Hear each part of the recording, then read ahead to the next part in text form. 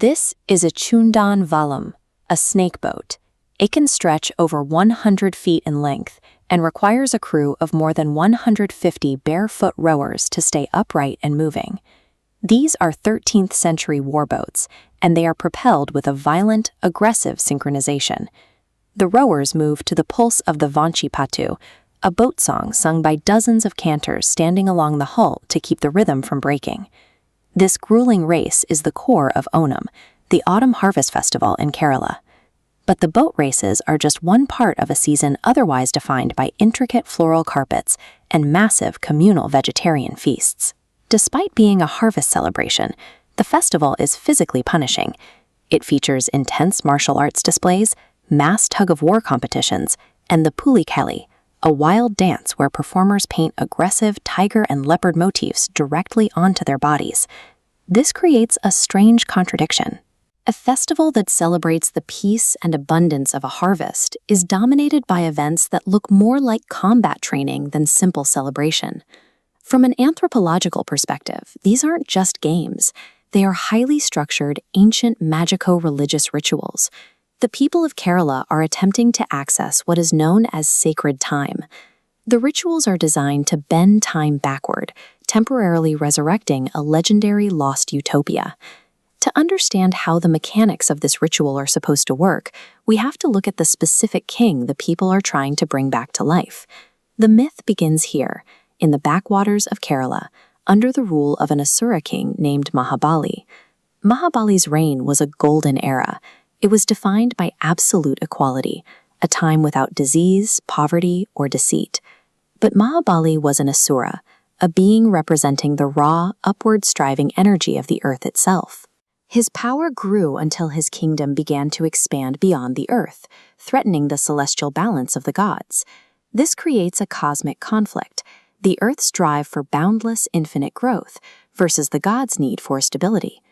To fix this, the god Vishnu arrived as Vamana, a dwarf who made a modest request for just 3 paces of land.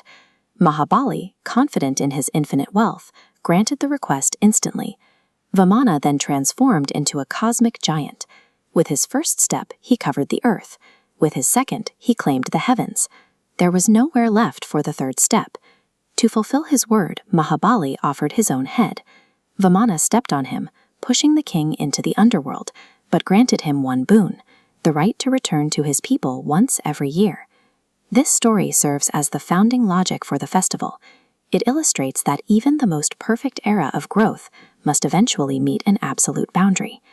This annual return is what Onam is designed to facilitate. The games aren't just for entertainment.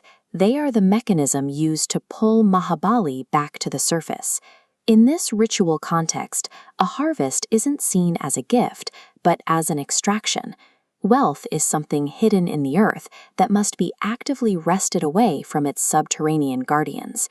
This relies on imitative magic, the idea that by creating intense physical energy on the surface, humans can stir up the vegetative energies below. When rowers strain against the water or teams pull on a rope, that massive expenditure of human effort is intended to function as a magical catalyst for the soil. Because the boats are treated as living deities, the process requires strict ritual purity. This is why the crews must remain barefoot and dressed in specific traditional attire while handling the vessels. The sweat and exhaustion of the festival are effectively an offering. This massive human exertion provides the ritual energy required to wake the land and welcome the king home. Once the races finally end and the king has returned, the festival takes on its final role.